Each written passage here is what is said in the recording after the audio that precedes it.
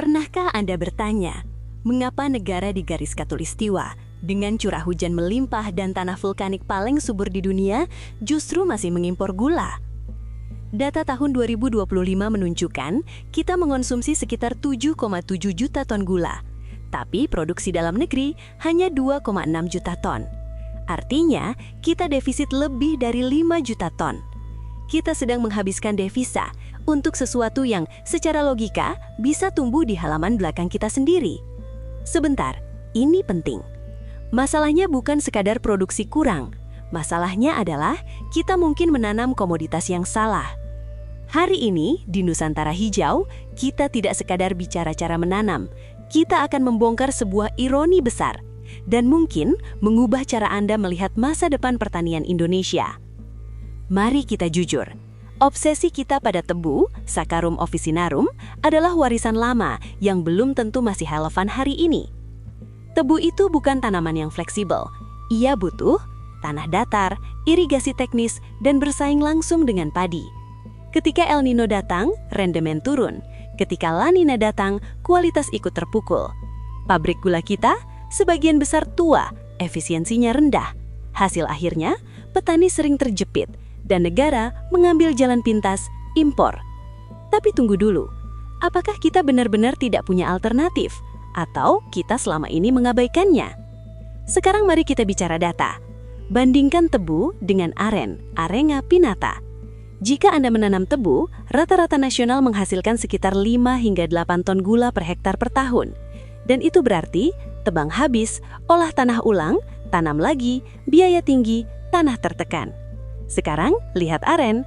Berdasarkan riset lapangan dan studi lembaga seperti Yayasan Masarang, dalam kondisi optimal, 1 hektar aren bisa menghasilkan sekitar 20 hingga 25 ton gula per tahun, hampir 4 kali lipat. Dan ini yang jarang dibahas. Aren tidak meminta tanah terbaik. Ia tumbuh di lereng curam, di lahan kritis, di tempat yang justru ditinggalkan tanaman lain. Akarnya menembus hingga 5 meter, mengikat air, mencegah longsor. Masyarakat menyebutnya ibu air.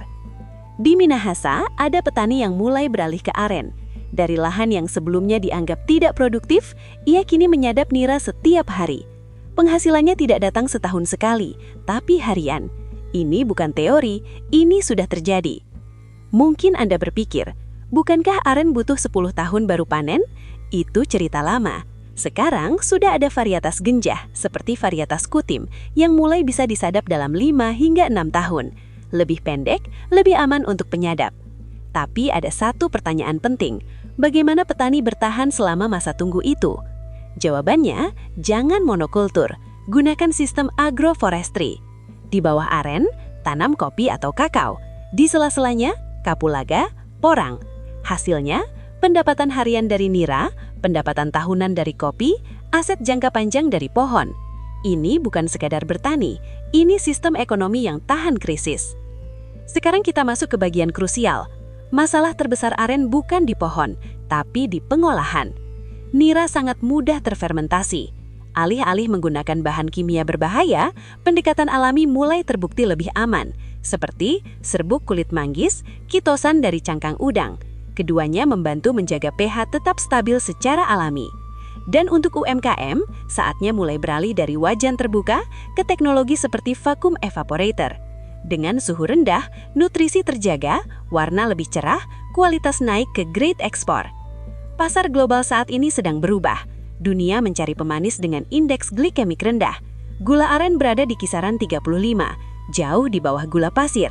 Ini bukan lagi komoditas tradisional, ini adalah produk wellness global. Namun ada satu hal yang sering dilupakan. Petani tidak bisa jalan sendiri. Solusinya, koperasi, korporasi petani. Model seperti desa devisa menunjukkan ketika petani bersatu, produksi terstandar, akses ekspor terbuka, harga lebih adil. Dan ini yang paling menarik. Aren bukan soal gula.